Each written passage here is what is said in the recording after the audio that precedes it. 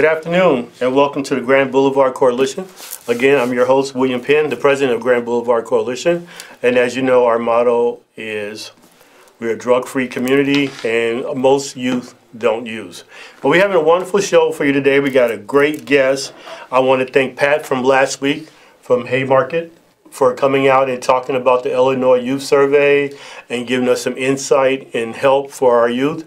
We got another great guest today that's going to dive in a little more because Haymarket is so big and have so many entities that we're bringing people in today who are going to actually talk about different services and stuff for youth.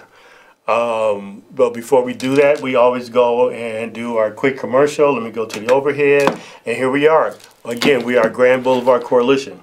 You can always reach us as gbcchicago@gmail.com. And our phone number is 312-588-3868.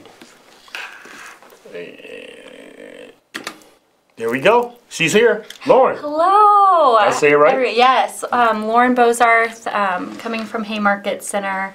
I'm a youth prevention specialist at our agency. I've been working there for a little over a year now.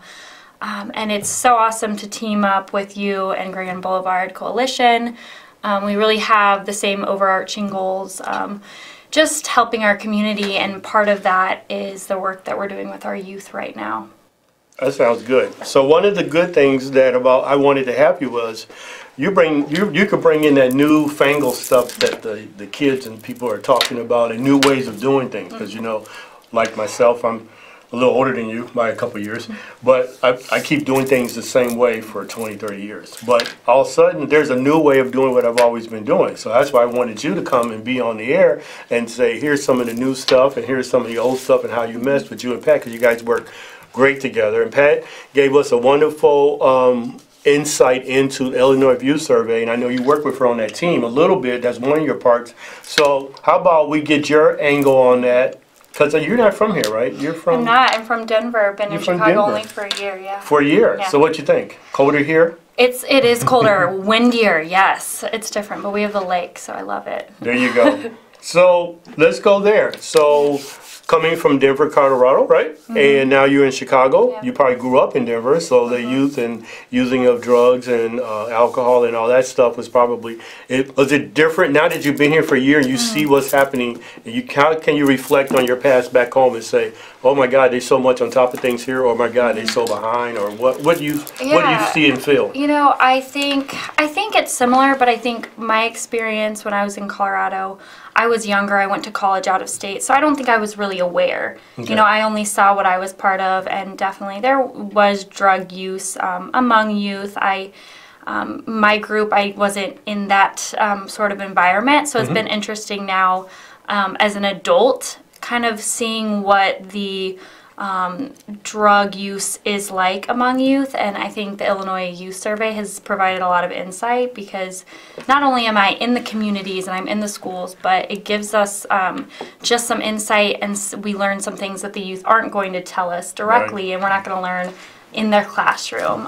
We get to kind of know their motivation, their behavior, learn what these kids are doing outside of the classroom. Great. And so you also would be a on-team survey that we should make sure that as many schools as possible in the different communities of course, to take it, and so on and so forth. Yeah. And again, you can always reach out to Grand Boulevard Coalition, or you can reach out to Haymarket. Yeah, Haymarket Center. It's Haymarket Center. If you are a teacher or somebody within the school system and say, I want to know if my school it's taking a test and the quiz, the youth, and 1, 2, especially if you're in the Grand Boulevard greater area, that's the area that we work in reference to get this survey done in these different schools. So, you know, as much help as we can get, we love it. All right. Enough on that. You do some wonderful work in another area, so I want you to really break it down, dive into what you do, and how that's having a positive effect. And if you want to pull the survey back into it or whatever you feel that needs the message to get out there, here's your time to do that. Awesome. So one of my main roles is youth prevention education. So educating youth and working on prevention, because that's a huge part of stopping drug abuse, and before we have to intervene and deal with abuse already getting to that point, reaching these kids when they are receptive. So a big way that we go about with our prevention education is a 14-week curriculum called All Stars. We implement that in different schools in our service area, which consists of different South Side neighborhood middle schools as well as high schools. Okay. So we're in there. It's an awesome program that really empowers these kids and gets them thinking about their future now and how the decisions they make now can play a role in the future later down the road. Okay, so what is your educational background, or what made you say, you know, this is the type of work I want to do? Because, I mean, it's hard work, and probably go home with a lot of headaches and shed some tears when you see you probably see some stuff that you didn't think you ever was going to see. Yeah. What made you be that type of person? So my educational background is actually in journalism. I thought that I wanted to be in the newsroom because I love people's stories. I love sharing people's stories. But the problem I had as I kind of had more exposure to the journalism field is I would see these issues, and as reporting is a great way to get those issues out to the world and share people's stories, but I kind of wanted more of a personal approach with people's stories and a way to get a little closer to the problems. And I think just addiction has always been close to my heart based on personal experiences and what I've seen in the world. Yes. It's, you know, an issue that touches everyone worldwide. So I kind of wanted to find a role that allowed me to get hands-on in this work, and doors open, and I discovered this job online, and I applied, and it's been such an awesome year, and it's allowed me to better know Chicago on a deeper level and understand youth and the role of the community and how strong of an impact that the community can have on the youth, on parents, on everyone who's a part of the community. So speak a little more on the role of the community and you saying how strong it is. Do you see the community helping our youth through this trying time? I do. It's been encouraging attending a lot of the coalition meetings, including yours. You know, it's been awesome to see parents present and see people in the community who want to have a voice and strengthen their own community. I do think there's always room for improvement, and I think that's why it is so important. Some people I just think aren't aware of the opportunities they have to get involved, and so we can help be that voice and empower individuals in the community to take action, and we have practical ways to get involved. We have meetings. Right now our organization is working on a campaign and it's in the schools targeting youth to empower them, but we're also working with local retailers to help us with our marketing and help us get the message out. So it's been cool seeing the work that everyone does, and everything comes full circle. Great. So on that note, I keep going down because you keep giving me great ideas. What are some of the new tools that, are there some new tools that we can get to utilize to get that message out? And I guess it's two sets, because obviously the youth are no longer Facebook. I guess they're Snapchat, and I know there's something on the other side of Snapchat that everybody's talking about that I forgot the name of. But then you have my age group that might still do emails and robocalls or phone calls or cards or something like that. And I guess there might be somebody in between my age group and your age group. They're still doing emails. So what's the best thing? What's the new thing that we can utilize or to tell the parents and people out there looking what they could do to get to not only to receive the message, but to put what they're doing out there so they can be a part of what's going on? Well, you touched on a really important method of getting the message out, and that's definitely social media, but it's figuring out what social media outlets are these kids on, and Snapchat is really big and Instagram is really big. So we're trying to grow our presence on there and trying to kind of incentivize the kids to want to connect with our type of organizations online, because when they connect with us online, it enables them to see the messages we're trying to put out there. And then another great way is just reaching the kids where they're at. There's a huge chunk of their life they're at school, and we hope that they're off their phone. So how can we reach them, not even just in the classroom during the classes that we teach, but how can we get their attention while they're in the classroom? Because that's a really important time. And so that's why for our campaign, we actually have just standard print materials. We have posters. We have a giant banner that we have up in a couple of these schools.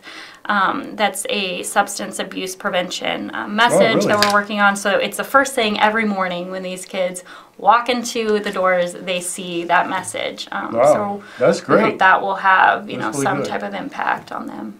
Okay, so let's dive just a little bit more. So when youth do connect with you, are they the champions that we don't use and we support what you're saying and want to spread that message, or is it the other ones? Oh my God, I got caught up in it, so I need your help. I need somebody to help me to get clean or to get back on the right track. Do you get to see if it's both types of youth are coming and connecting with you guys, or is it more one-sided? So I think a lot of the youth at this point that are kind of connecting with us are the activists, the ones who want to be the leaders, not the ones who are maybe struggling with drug use right now. And we would, of course, like to reach that population, but what we found is the greatest way for us to make an impact is to empower these leaders within the school so that they can be peer leaders, and so they can feel more confident advocating and being positive influences on the people around them. Because it's hard sometimes to really reach these kids. We're kind of strangers. We don't have that trust that maybe their peers have with them. So really learning how we can help foster leadership within the schools. Okay, I like that. I was just having a meeting today at a grade school and trying to figure out how to empower the eighth grade boys in this particular incident, and to be positive leaders and role models in the school as they're leaving, to have a positive effect on the grades of the young men who are coming up behind them. Because it's a real big, like you said, disconnect. And I don't even think that they've never been empowered to become leaders or even understand that. They understand I'm an eighth grader, just like I understand being a senior in high school. And it might be, I just want to get out of here. And so now I'm trying to do all the things that you're not supposed to do, but you know, you might get away with because you're at the top of the totem pole. And if you can build these kids up, it's crazy to see, you know, the type of difference they can make, even in just simple actions, saying no and empowering them, like that they have these futures and that these futures are realistic and that they can develop skills that maybe they don't have yet, but you know, it's accessible for them. Cool. I know our motto, and I think I said it, most youth don't use, is our motto that we preach, and getting these team leaders like you, I'm out in the schools trying to do the exact same thing. From the survey or from your knowledge or from what you're seeing, is that a true statement? Yeah, that's 100% accurate, that the perception is different than reality. We are learning based on data, based on our own experience in the schools. Most of these kids, yes, are not using exactly what you said.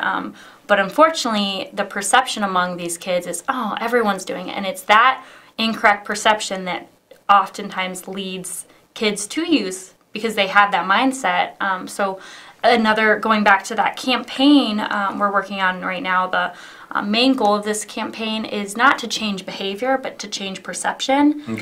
So we want to kind of speak truth into these kids and give them the truth that not everybody is using, so that changes their mindset and ultimately changes their behaviors, changes their maybe possible interest in using if they realize, okay, not everyone is. Right. Now, is your area that you, because you know there's money for opioids, which we'll go in a second. There's money for drug-free community, which is by my space, and then there's money for alcohol. Is it your message for all of that, or a certain part of that? So it encompasses Everything. everything. Yeah. Okay. Which is great. Because sometimes some of the people come on, it's like we're alcohol driven. Yeah. I mean, our money is to stop underage drinking, and even though the other things are very important, but you know that's their message or their thing. And Yeah, we focus on like overarching substance abuse prevention, which is nice. yes, that's nice. That's nice because I think we're in the drug area, so we don't deal with, we look at it. Yeah. But my mission is the opioid, and so let's dive into, well, before we dive into opioid, just in case people forgot, you can give us a call and get in on this great conversation at 312-738-1060, 312-738-1060. We have somebody waiting to take your call. She's waving at me with all thumbs up. I got you back. Okay, so my mission in life has been for the last couple of years is having opioid summits that I have, and you guys attend and been a part of it at on the campus of IIT or now Illinois Tech, and try to bring the new technology and what's going on that they have created on campus with what's really going on. So you're out there on the firing lines, and this might be opioid for pains when you talk about athletes and the younger kids now. What have you found? What have you seen? Have you seen an uptick in that area or a downtick, or is not as prevalent as? Yeah, so good question. A lot of like my knowledge again comes from the data that we have from the Illinois Youth Survey, and kind of the relieving reality is that at least with the data we have now, a lot of these kids claim that they are not using prescription drugs if it's not prescribed, and so we're hoping we can keep it that way, and especially even what I've learned, I spend most of my time more working with middle school youth. Okay. And part of our curriculum is educating them on what are opioids, what are prescriptions, how can I safely use them or not use them if I'm not prescribed. And a lot of these kids actually, they don't have a lot of knowledge on opioids, which I also think is important to start, educating these kids at the appropriate time, giving them information that will help them make wise decisions and know the issues that are out there. Okay, well, one of the main reasons why I wanted you and begged you to come out, and I know I had to almost bribe you to get you here, the education part. That's so important. It looks like every time I talk to you, it's like your mission, your little piece, like mine as opioids, is education and getting into the schools or getting this education. Let me put the devil's advocate hat on. I'm a parent. Yeah. I don't want my 11-year-old to know about this. What's your answer to that, or what? Yeah. Tell me I'm wrong, and my 11-year-old actually knows more than me probably.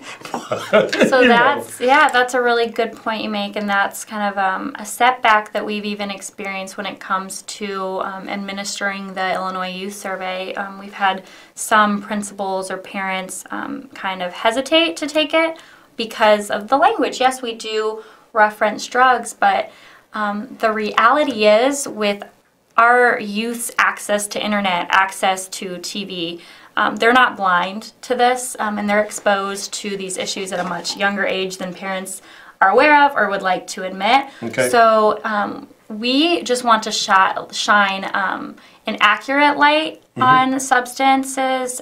We also want to just shed an encouraging light. Instead of just pretending like it doesn't exist, we want to say, okay, they're exposed to this. What do we do with this? How can we, these kids are moldable, what can we do to give them the right perspective on the reality of substance use, on the reality of, their future, and how do those link up? How can this prevention education really impact these kids now as well as their future? Well, here's a hard question for you. Get ready. Yeah. What age should we start educating these kids from a school perspective, or from a school perspective? So, or parents should start talking to their kids. So that, you know, there's two different things. I think within the household, I think it really does depend on families, family situations. If the kids have been around parents who maybe use drugs, that might look different, and that might mean earlier having earlier conversations with the kids. But as far as the curriculum that we teach, 6th grade is the age to start opening up that conversation. Okay. Of course, the content that we are teaching 6th graders looks a lot different than what we're teaching seniors in high school. Okay. And again, with our prevention education that we're implementing in these middle schools, a lot of the content, it's not even focused on drugs. We're not talking drugs. We're talking about alternatives. We're talking about self-esteem, mental health, other areas of life that help with the prevention efforts. Okay. Okay. You stumped me there. So, we have like about 2 minutes left before. Time flies, right? It does. Like just having a cup of coffee and just having a conversation. It does. So we got 1 more minute. Anybody want to call in? Again, 312-738-1060. Even when you want to comment on my scarf today. You know, you guys tell me to wear scarves, and I did. As we get to the end here, let's go here. What would you like, if you had one message to really get out there to that one kid or that one parent or whoever is out there watching us today, what would be that message would you like to get across? So I think youth are bombarded with messages every day from the second they wake up and they're scrolling through their phone. And I think parents or adults who have a unique role in these kids' lives, I think just speaking life, that's kind of my motto, is words are powerful, and the words that you speak into your kids will stick. So sometimes I think it's hard because at the end of the day, kids are their own people. They do get to make their own choices. But if you can help create a solid foundation for them and start building them up so it's harder to knock them down, I think that's what I would say. That's really powerful. I really like that. I really like that. Well, listen, it looks like we're coming up about 30 seconds. So I want to thank everybody, but I also want to ask you one quick question. Now that we have new governor and all that stuff, it seems like recreational marijuana is coming down the pipe. How does that have effect on you guys' messaging? Or is it everything stays the same, but then do we highlight that's... It definitely kind of is an obstacle for prevention education, just because when you legalize something, you begin to normalize it even further than it may already be.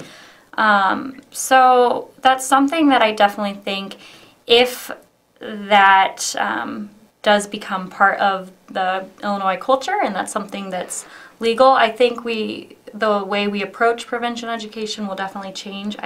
As to exactly how we'll go about that, I think that's something that we're still navigating and figuring out, but that's definitely really important food for thought.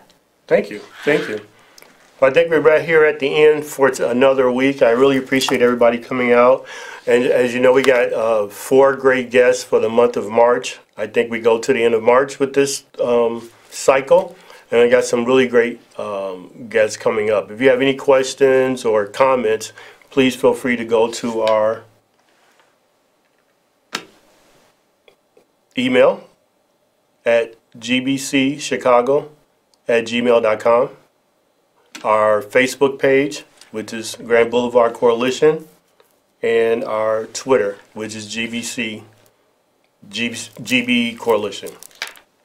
Okay. Y'all stop laughing at me. Thank you so much again. I'll see you guys next week. Stay warm. It's going to be super, super cold this weekend, so stay in and make some chili, okay? Thank you so much.